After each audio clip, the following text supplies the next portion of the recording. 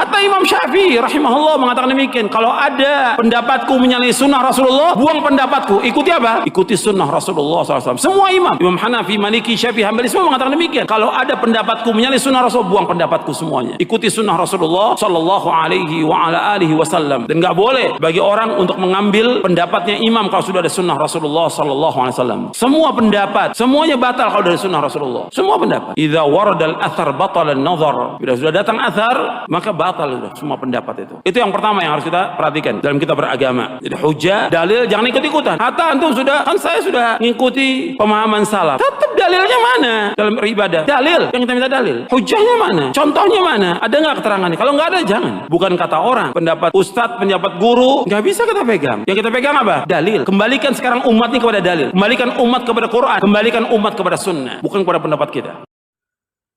Orang yang mampu mengoreksi pendapatnya Imam Syafi'i maupun pendapatnya Madzahibil Arba'ah, berarti orang tersebut tentunya lebih alim, wong bisa ngoreksi.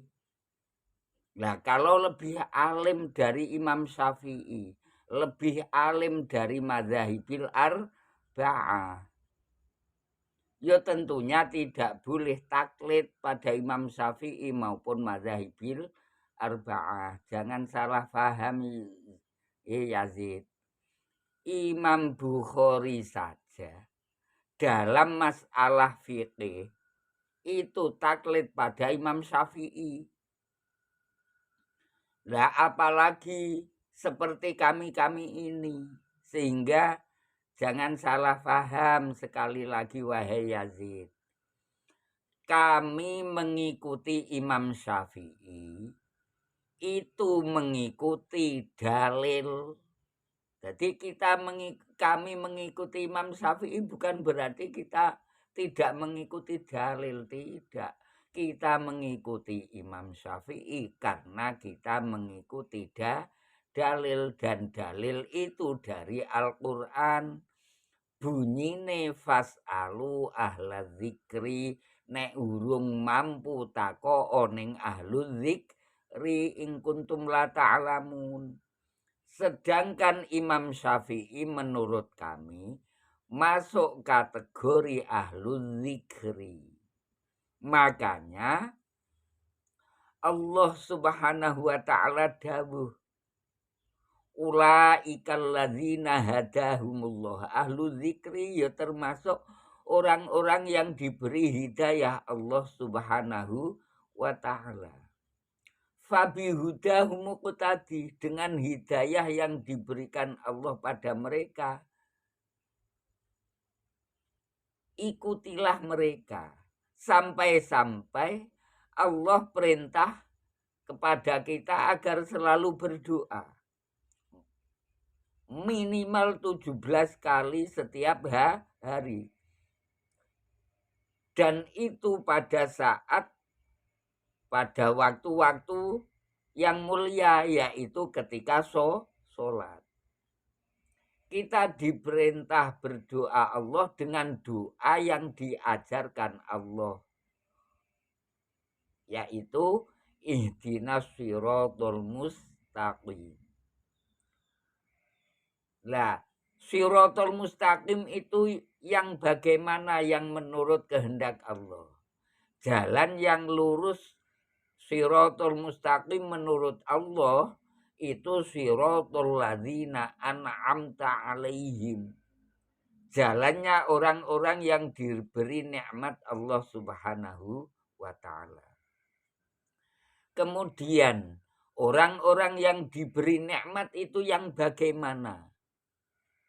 Orang-orang yang diberi nikmat Allah menurut Imam Ibnu Katsir di tafsirnya, yaitu tafsir Ibnu Katsir, itu hum ahlul hidayah wal istiqomah wa ta'ati lillahi wa rasulih wa imtisali awamirihi wa tarki nawahihi wa zawajirihi.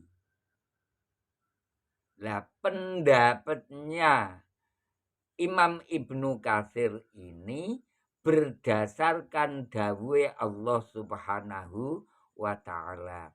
Wa may yuti'illaha war rasul faulaika ma'alladzina an'amallahu 'alaihim minan nabiyyin wasiddiqin wasyuhada wassolihin wa hasuna ulaika rafiqo zalikal fadlu minallah wa kafa billahi alima.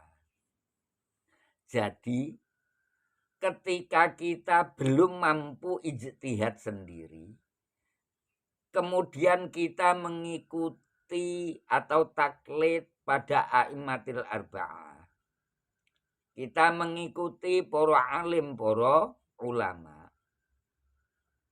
itu karena kita mengikuti dalil. Ngoten nggih. Jadi ketika kita taklid pada Imam Syafi'i pada saat kita belum mampu, ketika kita mengikuti jejaknya para alim, para ulama, guru-guru kita pada saat kita belum mampu, itu karena kita mengikuti dalil dan dalilnya dari Al-Quran. Justru kalau belum mampu, kemudian tetap dipaksakan untuk mengambil hukum sendiri dari Al-Quran maupun hadis, justru malah diancam Rasulullah Muhammad SAW dengan dawuhe mamfassarul Quran biro'yih. Barang siapa menafsiri Al-Quran sesuai dengan pendapatnya sendiri, falyatabawwa maq'adahu minan nar, silahkan mengambil tempat duduknya dari neraka. Sehingga sekali lagi ketika kita belum mampu kemudian kita taklid, itu justru karena kita mengikuti dalil. Ngoten ya Yazid.